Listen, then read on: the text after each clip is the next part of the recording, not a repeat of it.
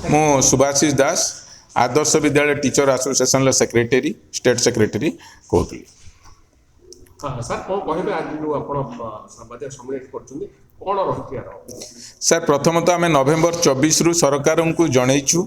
जे आमर विभिन्न दाबी उपरे सरकार टिके हृदयंगम करंतु आम सहित डाकी डिस्कशन करंतु आदर्श विद्यालय जो अवस्था अच्छी दीर्घ 10 वर्ष है तार मौलिक किछि दाबी रही प्रति ध्यान दिंतु हुए तो आपन को एटा जानिकी आश्चर्य हेबे जे आदर्श विद्यालय गोटे सीबीएसई ढांचार स्कूल ताकू सरकारी स्कूल बोली सबुआड़े सरकार डिंडिम पिटुचंती किंतु आम सरकार मान्यता पाऊना सरकारी रो जो फैसिलिटीज अच्छी ताकू आमे पाऊना आमको गोटे सोसाइटी अंडर रखी आमर मौलिक दाबी गुड़ी को सरकार पूर्ण करना तो यही आंदोलन उद्देश्य जदि आमको पचरा जाए सरकारी मान्यता आउ आमर जो सर्विस रूल बा केडर रूल यही दुईटी को संपूर्ण भाव में मानि नापी ता सहित 11 पॉइंट डिमांड रही से मानवाई आम तरफ सरकार को रिक्वेस्ट रही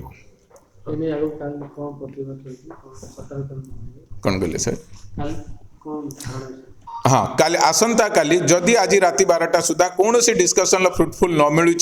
निश्चित भाव में काली आम अनिर्दिष्ट काल लोयर पीएमजी रे गणधारणा बसबू समस्त आदर्श विद्यालय टीचर माने काली आसी भाग नौचंदी किंतु यही परिप्रेक्षी में आम आदर्श विद्यालय को खुला रखापी आम प्रत्येक जड़े जड़े टीचर को कहीचु से आज इंचार्ज हूँ भाइस प्रिंसिपाल हूँ कि प्रिंसिपाल हूँ स्कूल से मैंने रही स्कूल को खुला रखा आम स्कूल को बंद करने चाहूना किंतु टीचर्स मानक से समस्ते स्वतःप्रत भाव में काली स्ट्राइक रे भाग नौ अनिर्दिष्ट काल रोचंती जदि सरकार आमर दाबी को मानि नेबे निश्चित भाव में आम स्ट्राइक बाबद आम चिंता करूँ। सर